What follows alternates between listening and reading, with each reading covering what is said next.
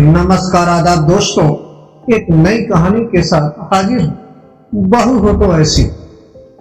पापा आपका फोन है? कौन है बेटी? राधे श्याम जी अपनी बहू दामिनी से पूछते हैं तो लवली दी का फोन आया है। हाँ लवली बेटा, आज तुझे कैसे अपने पापा की याद आ गई? ओहो पापा, आप जानते ही ना कि जॉब के कारण व्यस्त रहती हूँ।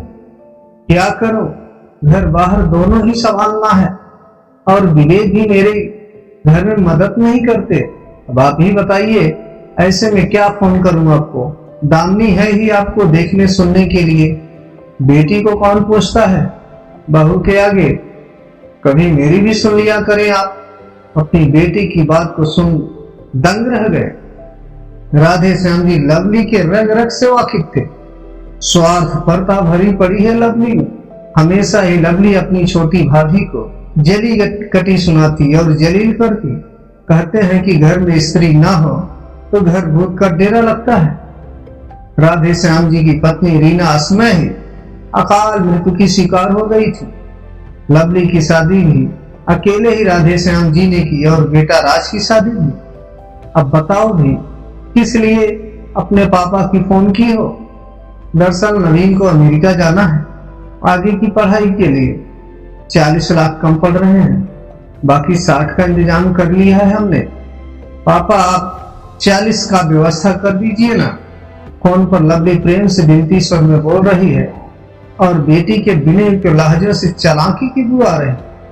फिर भी बोले ठीक है, कोशिश करता हूँ अपने नाती के लिए, लेकिन जवाई बाबू को आसानी से लोन मिल सकता है, इसलिए उन्हें बोलो कि वो कल हमसे मिलने आ जाए।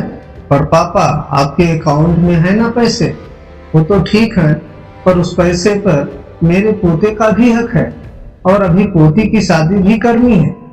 जानती ही हो कि तुम्हारा भाई प्राइवेट नौकरी करता है, बेचारा सब कुछ तो देख रहा है, मेरी दवाई बिजली बिल, पर त्योहार का खर्च भी देखता है। लेकिन आपका पेंशन भी तो उसका परिवार ही खा रहा है। मेरी शादी के 2 साल तक 30 त्योहार में सारी बार मिठाई भेजा गया, उसके बाद 20 साल तक कुछ भी नहीं आया। पापा आप तो पराया कर दिए ना। अरे बेटा, 85 साल के बूढ़े बाप से क्या उम्मीद कर रही हो? पेंशन से भी अपेक्षा मत करो। बहुत बोल चुकी, कल आओ दामाद जी के साथ, बाकी बात करते हैं। झल्ला कर फोन राधे श्याम जी ने रख दिया। सब सुन रही दामिनी अपनी ननद की बातों से आहत हो गई। फिर भगवान, दीदी क्यों नहीं समझती कि हम सब कैसे घर चला रहे हैं? हम ही जानते हैं, घर भी बहुत पुराना हो चुका था। लवली दी के शादी के बाद से मरम्मत और पेंट उचारा भी नहीं हो पाया था।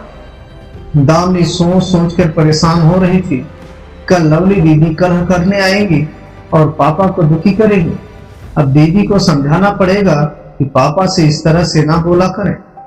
दोपहर को ही लवली विवेक आधम के शरबत पानी पीने के पश्चात खाना पीना का दौर चला।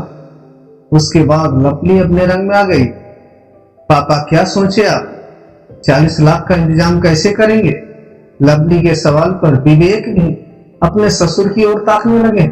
देख बेटा, तू अपने मायके की स्थिति से वाकिफ ही हो और तुम्हारी 3 भतीजियां हैं जिनकी शादी करनी है, इसलिए बैंक में रखे पैसे को हाथ भी नहीं लगाते हम लोग। ऐसा है ना बेटा कि तुम भी ग्रामीण पदाधिकारी हो और दामाद जी बैंक में हैं, तो सरलता से बैंक तुम दोनों को कर्ज दे सकती है और ब्याज भी कम लगेगा, क्योंकि बैंक में विवेक जी काम करते हैं।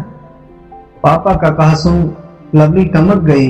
तंज कसते हुए बोली, ऐसा है ना पापा कि मैं भी इस घर की दावेदार हूँ और आप 2 कट्ठा जमीन पर बने घर को 2 बराबर हिस्सों में अलग कर दीजिए, या फिर 1 कट्ठा जमीन का पैसा दे दीजिए। लवली की बात सुनकर पापा माथा पकड़कर बैठ गए। दामिनी को लगा कि कहीं कुछ हो ना जाए। ससुर ही परिवार के कर्ता धर्ता है। लवली दी को मान सम्मान देना मतलब अपनी ही बेइज्जती कराने के जैसा है। भैंस के आगे बीन बजाने से कोई लाभ नहीं। वही हाल लवली का है, सातेलपना और लचीलापन के आचरण को है। दीदी आपका हिस्सा भी जरूर मिलेगा जब आप अपनी ननद से संबंध ठीक कर लीजिएगा। आपकी ननद रिंकी भी इसी शहर में यही पड़ोस में रहती है ना। आपने उसके साथ क्या किया है? ना कहीं उसे फोन करती हैं आप, ना उसे अपने मायके आने देती है और विवेक जीजू से बहन को मिलने नहीं देती, बल्कि रिंकी के द्वारा भेजी गई राखी को फेंक देती है। कहती है कि आपकी बहन ही राखी नहीं भेजती। आपकी कारस्तानी की कहानी रिंकी रो रो कर सुना चुकी है। मुझे आप नहीं चाहते कि आपने मायके आए ताकि वो अपनी बेटी होने के दावेदारी न जतलाए, है ना लवली दी? दामिनी के तंज भरी बातों में लवली का चेहरा फक पड़ गया। काटो तो खून नहीं। अब तो सारी कारगुजारी पति और पापा के समक्ष आ गई थी। चुप हो जा तो लवली बोली, दीदी आप चाहती है ना कि हम सब खुश रहें, तो सबसे पहले अपने ननद से संबंध का स्वार्थ बनाइए। रिंकी अपनी भैया के लिए तड़पती है। जहां तक आपके हक की बात है, हमने कभी आपको पलटकर जवाब नहीं दिया, ना अवहेलना की। फिर दीदी इतना जहर क्यों? आप तो संपन्न हैं, हम लोग से अधिक हैसियत है आपकी। फिर भी दीदी आप कहते कहते दामिनी फपक फपक कर रो पड़ी। राधे श्याम जी अपनी बहू के समझदारी से गदगद हो गए। एक मेरा खून है जो ना समझ है, और बहू तो मेरा खून न होते हुए भी मेरे मान सम्मान को लेकर चलती है। कितना भाग्यवान हूँ, इतनी अच्छी समझदार बहू मिली है। सोचते ही राधे श्याम जी की आंखें डबडबा गई। विवेक खड़े हो जाते हैं, जा रहा हूँ अपनी बहन से मिलने। विवेक खड़े हो जाते हैं, जा रहा हूँ अपनी बहन से मिलने।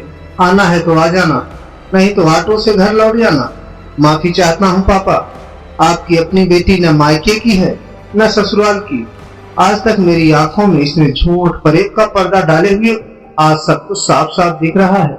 कहते हुए विवेक अपने ससुर के समक्ष हाथ जोड़ दिए। राधे राधे दोस्तों, हमारी कहानी आपको कैसे लगी? हमारे चैनल स्टोरी टीम को अधिक से अधिक सब्सक्राइब, लाइक और कमेंट करें। धन्यवाद।